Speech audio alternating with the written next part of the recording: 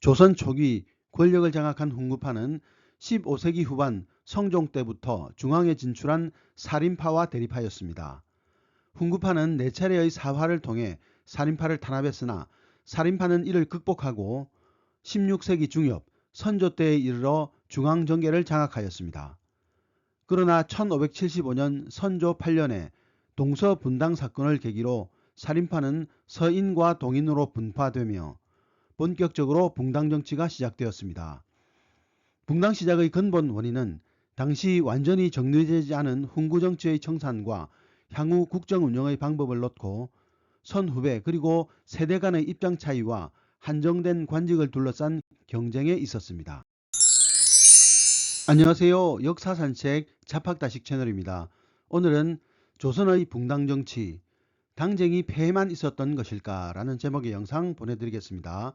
구독과 좋아요 부탁드립니다. 감사합니다. 최초의 붕당 대립구도의 성립은 1575년 선조 8년으로 이조 전랑직 임명 문제로 인한 갈등으로 심의겸을 추종하는 기성사림인 서인과 김효원을 영수로 하는 신진사림인 동인의 결집에서 비롯되었습니다. 심의겸이 서울 서쪽에 김효원이 동쪽에 살았기에 이런 이름이 붙었습니다. 서인과 동인의 분당은 문반 관료의 인사권을 진 이조 전랑 자리를 둘러싸고 심의겸의 아우 심충겸과 김효원이 서로 다툰 데서 비롯되었습니다. 이조 전랑은 5품, 6품 정도의 낮은 자리이지만 3사의 하나인 홍문관 출신의 엘리트 관료가 임명되는 것이 관례로서 3사의 공론을 수렴하여 대신들을 견제하고 또 물러날 때에도 후임자를 스스로 천거할 뿐 아니라 이 자리를 거치면 재상으로 쉽게 오를 수 있는 요직이었습니다. 따라서 전랑의 자리를 누가 차지하느냐는 권력의 쟁점의 핵심 과제였습니다. 동인은 16세기 중엽 살인파 중 신진 세력인 김효원, 류성룡, 이산해 등이 연합하여 결성하였습니다. 주로 이들은 영남의 이름난 유학자 이황, 조식의 문화였으며 이 밖에 개성의 처사학자인 서경덕 문인들도 가담하여 이들은 학연의 성격이 짙었습니다. 동인은 대체로 지방의 청류를 자처하는 한사들로 구성되어 있었지만 이론적인 학맥과 정책을 가진 것이 아니어서 이질적인 요소를 지닌 청류의 연합 세력과 비슷했습니다. 서인의 정책이 치인에 역점을 두어 제도개혁을 통한 부국 안민에 치중했다면 동인의 정책은 수기에 역점을 두어 통치자의 도덕적 자기절제를 통해 부패를 막는 데 관심을 기울였습니다. 동인은 신진사림의 급진파로 이루어져 있어 훈구파의 척친 정치 청산에 강경한 입장을 취하였습니다. 서인은 대체로 서울 근방에 생활 근거를 둔 고관들이 주류를 이루었는데 학문적으로는 이이, 기대성, 김인후의 영향을 받았습니다. 또 왕비는 대체로 서울 근방의 고관집에서 채택되는 것이 관례여서 자연히 서인 중에는 척신이 많았습니다. 심의겸도 명종비의 동생으로서 외척에 속하는 인물이었습니다. 초기에 기성살인 중심의 서인은 학문적 구심이 없어 큰 세력을 발휘하지 못했지만 율곡 이이가 서인에 합류하고 성혼도 서인에 합류하면서 두 사람이 서인의 구심점이 되었습니다. 선조 초에는 서인과 동인의 경쟁체제가 유지되면서 큰 실정은 없었으나 1589년 선조 22년 기축옥사 즉 정여립 모반 사건을 계기로 서인은 동인을 배제하고 정권을 잡았습니다. 이 사건에서 동인준 일부 급진 세력이 관련되어 처벌을 받았기에 서인에 대한 동인의 감정이 악화되었습니다. 2년 뒤인 1591년 선조 24년에 동인은 정철이 세자책봉을 왕에게 건의한 사실을 문제삼아 정철 일파를 내몰았습니다. 그때 선조가 동인의 편을 들어주어 동인은 세력을 회복하게 되고 정철의 처벌 문제로 인해 강경파인 이산해 중심의 북인과 온건파인 유성룡 중심의 남인으로 갈라졌습니다. 기축옥사 때 피해를 입은 세력인 북인은 서인에 대한 반감이 컸습니다. 정철 일파의 실각으로 동인 특히 북인이 우세한 가운데 임진왜란이 일어나자 혼란한 가운데 정권을 잡은 남인은 일시적으로 서인과 북인과의 공존체제를 취했습니다. 그러나 일본과의 화의 계획이 실패하면서 강경책을 취했던 북인이 득세하고 북인이 다시 광해군을 내세운 대북과 영창대군을 내세운 소북으로 분열되어 광해군 즉위와 함께 대북이 정권을 잡았습니다. 학문적 기반이 부족했던 대북은 왕권 중심의 강력한 정치를 지향하고 다른 당파의 배제를 꾀하였습니다. 그러나 북인의 탄압을 받던 남인과 서인이 연합하여 1623년 인조 반정을 일으키면서 이후 북인은 정계에 숙청되어 남인에 흡수되거나 흥선대원군 이전까지 정계에서 배제되었습니다. 정권을 잡은 서인은 남인과 연합정권을 구성했으나 효종이 즉위하고 북벌론을 국시로 하면서 승리학의 대의 즉 명분론, 의리론, 원칙론에 충실한 서인의 입지가 더욱 커져갔습니다. 숙종 때에 이르러 상호 비판을 전제로 100년 가까이 공존하던 서인과 남인의 대립은 점점 격화되기 시작했습니다. 경신환국, 기사환국, 갑술환국 세 차례에 걸친 환국의 와중에 남인과 서인은 서로를 숙청하고 정치적으로 제거하는 데 온 힘을 쏟았습니다. 이때 붕당의 변질을 가져온 두 가지 문제가 예송과 환국입니다. 예송은 상복을 입는 기간에 관한 문제로 효종과 효종의 비인 인선왕후가 승하했을 때 효종의 모친이자 선왕 인조의 계비인 자의 대비가 상복을 입는 기간에 관한 논쟁이었습니다. 이런 논쟁이 발생한 원인은 맏아들인 소현세자가 병으로 죽어 왕이 되지 못하고 둘째 아들인 복림대군이 효종으로 즉위하여 왕이 되었기 때문입니다.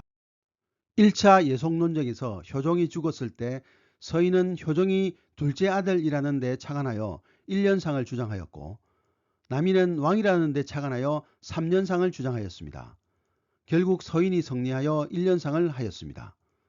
하지만 2차 예송 논쟁에서는 인선왕후가 죽었을 때 서인은 효종이 차자이므로 자의 대비가 9개월간 상복을 입어야 한다고 했고 남인은 효종을 장자로 인정하여 1년간 입어야 한다고 했습니다. 이때는 남인이 승리하였습니다. 그래서 서인의 대부분이 정계에서 축출되었습니다. 하지만 경신년 허적의 집에서 있었던 연시연을 계기로 서인은 경신황국을 통해 인현왕후 민씨를 숙종의 계비로 들이는 등 권력을 장악했습니다. 하지만 기사환국이 일어나 남인이 다시 집권하여 남인이 들인 후궁 희빈장씨가 숙종의 총애를 받아 중전이 되었고 인현왕후는 폐비되었습니다. 실각한 서인은 이 과정에서 송시열을 중심으로 한 노론과 윤증, 박세채를 중심으로 한 소론으로 나뉘었습니다. 노론과 소론은 갑술황국을 통해 복권하면서 남인을 완전히 제거하였고 희빈장씨는 사약을 받고 인현왕후가 복귀했으나 곧 병사하였습니다. 이후 노론과 소론의 당쟁이 영조 즉위 때까지 이어졌습니다. 그러나 역설적이게도 이 당쟁이 치열할수록 숙종은 성군이 되었고 백성들도 살기가 편해졌습니다. 왜냐하면 정적과 첨예하게 대립하는 상황에서 정치인들은 부패할 수가 없었기 때문이었습니다. 영조는 즉위하던 해 당쟁의 폐단을 지적하고 탕평책을 폈습니다. 영조는 노론과 서론 사이의 화해를 유도하고 당파를 가리지 않고 인재를 등용하겠다고 선언해 이전까지의 격렬한 당쟁은 영조대에 이르러 사라졌습니다.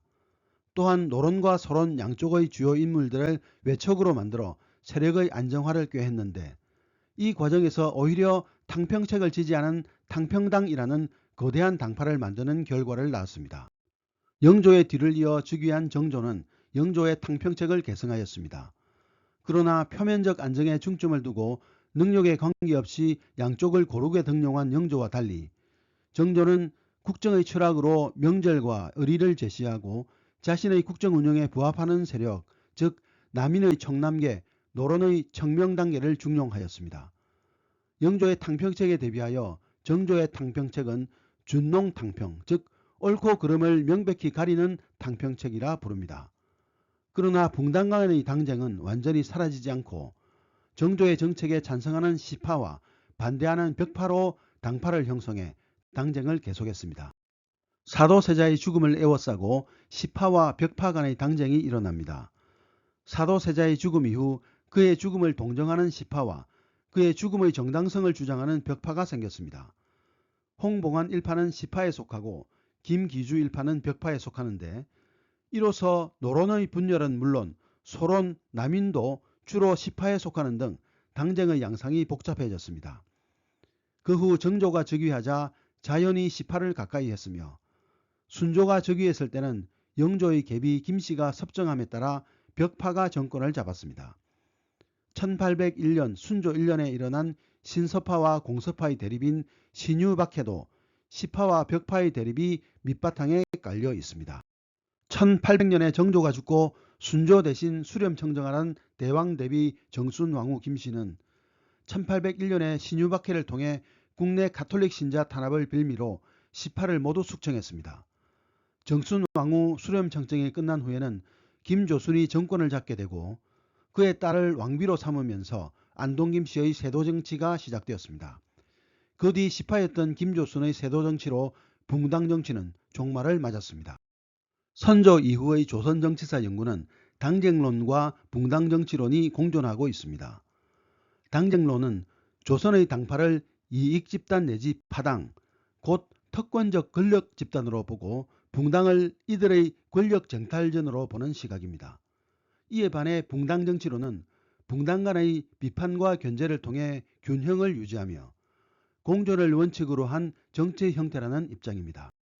당쟁의 폐해를 조선 멸망의 원인으로 보는 지적에 대해 조선의 정치사를 왜곡하기 위한 일본의 식민사관의 영향이라는 설이 확산되었으나 조선시대에도 당대 지식인들의 당쟁에 대한 비판이 존재했었습니다.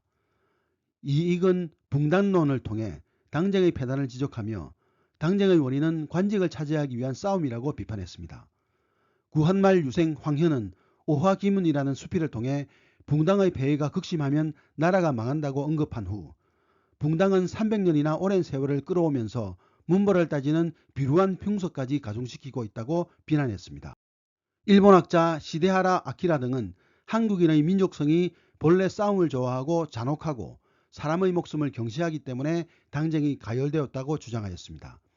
또한 조선이 임진왜란 초반에 기민하게 대응하지 못하고 패배를 거듭한 이유가 동인과 서인 사이의 대립 때문이라고 보기도 했습니다. 계급투쟁에 초점을 맞춘 역사가들은 붕당이 지배계급의 이득만을 추구하는 정치집단이라고 그 한계를 지적하기도 했습니다. 그러나 붕당은 계급의식이 깨어나지 않았던 근대 이전의 시대적 한계 속에서 발전된 정치 형태로서의 기능을 훌륭히 수행했음을 부정할 수 없습니다. 붕당 정치는 외척과 공신의 폐해가 컸던 조선 사회에서 특정 가문이나 공신 집단의 횡포를 효과적으로 견제하였습니다. 또한 절대 군주제 하에서도 신하들의 소수 의견이 자유롭게 개진될 수 있는 환경을 만들어 정치에 참여할 수 있는 기회를 중소지주계급 전체로 확대하는 데 기여했습니다. 오히려 순조 이후 붕당 정치가 붕괴되고 특정 가문이 독재하는 세도 정치가 시작되면서 조선 왕조가 휘청되기 시작했다는 점에서 붕당 정치의 자정 기능을 알 수 있습니다. 게다가 조선시대에 당쟁이 격심했던 그 시기에 가장 민생이 안정되었음을 볼 때 역설적이게도 당쟁이 있었기 때문에 백성이 살기 좋았다는 사실입니다. 이는 오늘날 역사에 견제와 균형만이 평화를 가져다 준다는 교훈을 일깨워 줍니다. 이와 반대로 대립과 분열이 없는 정치는 독재 정치이거나 요순 임금같이 지극히 이상적인 정치밖에 없을 것입니다. 물론 조선 후기로 접어들면서 좌파의 이익을 극대화하기 위해 파벌 싸움을 벌이고 성리학적 대의명분에 지나치게 집착해 현실적인 대응력을 떨어뜨린 것은 분명한 사실입니다. 오늘 이야기는 여기까지입니다. 감사합니다.